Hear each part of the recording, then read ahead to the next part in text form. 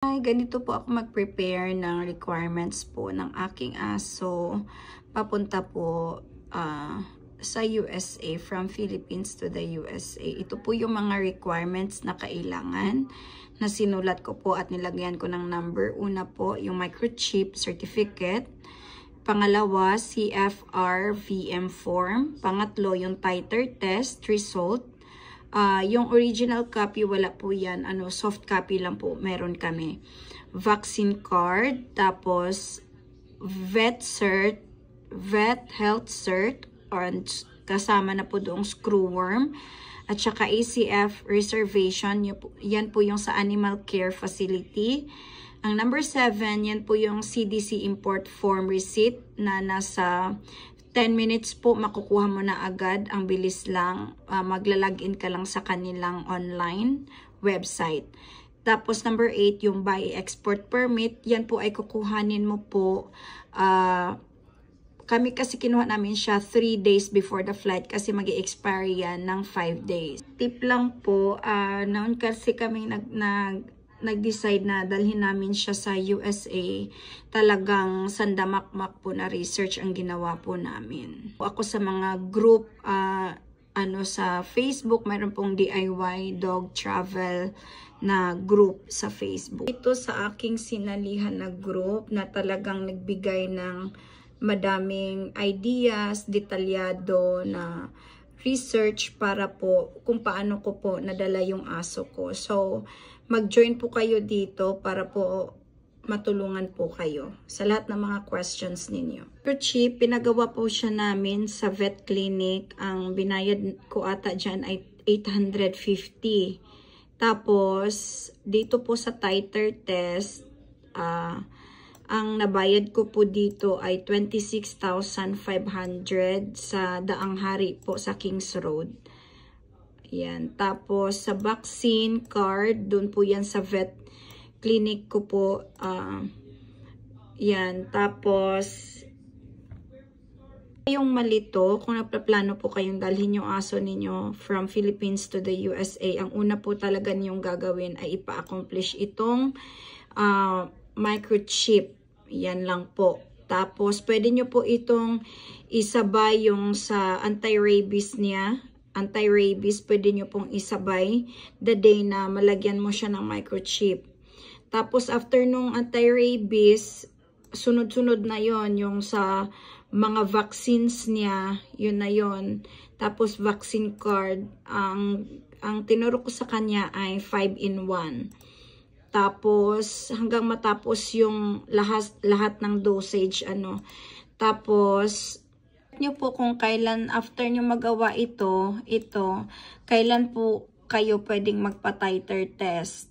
Tapos, sa titer test, hanap po kayo ng clinic na naggagawa ng titer test na mura lang kasi medyo may iba, may kamahalan po, Pero yung iba naman, nag-DIY naman sila. Punta po kayo doon. Diyan, hanapin nyo po i-research nyo po yung DIY kung paano nila ginawa yung titer test para po makamura kayo. Po, yung titer test, ang result po niyan ay binibigay sa inyo after 30 days or 1 month to 2 months. Tapos po, soft copy lang po yan. Kung sa clinic po kayo, vet clinic, ang vet clinic po magbibigay sa inyo niyan. Tapos, after nyan, meron na kayong result nito. Ang gagawin po ninyo, ito pong CFR-VM. Ang next yung gagawin. Ayan. So, yung itsura ng CFR-VM, ayan po, nadadownload po yan sa CDC website. Kuhanin nyo po. Madali lang po yan. Ilalagay nyo po yung pangalan ng dog nyo, yung ISO microchip number niya, tapos ganyan po. Lagyan nyo po yung mga detalyado hanggang sa baba.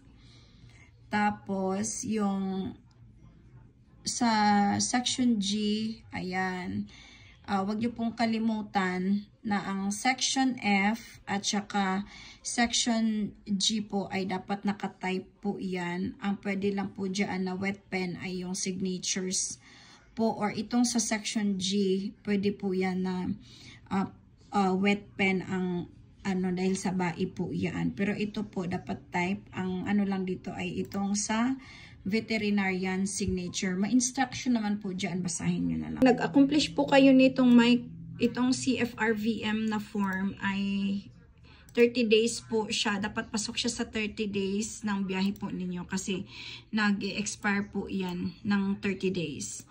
After po nun, VHC screwworm, kumuha ako ng 2 beses kasi requirement din ito dito sa CFRVM form pag pumunta ka na doon sa BAID kasi permahan mo ito, sila nagpe-prepare nitong Section G ang sa Bureau of Animal Industry. Sa Manila po ako, sa Quezon City pumunta. Tapos po 2 vet health cert kasi una pupunta ka doon para dito. Pangalawa po, ito na yung last ng pag 3 days before nagbiyahe kami, kumuha ulit kami para dalhin ulit doon sa BAI para sa kanyang BAI export permit. Yung itsura ng vets health cert na kinuha ko po doon sa Calamba po, libre lang po ito sa kanila. Yun po ang kagandahan, very generous po sila pagdating sa pagbibigay ng vet health cert. Ay ang ACF reservation. Ito po yung itsura ng ACF reservation. Ayan. Ng CDC import form receipt. Po yung itsura ng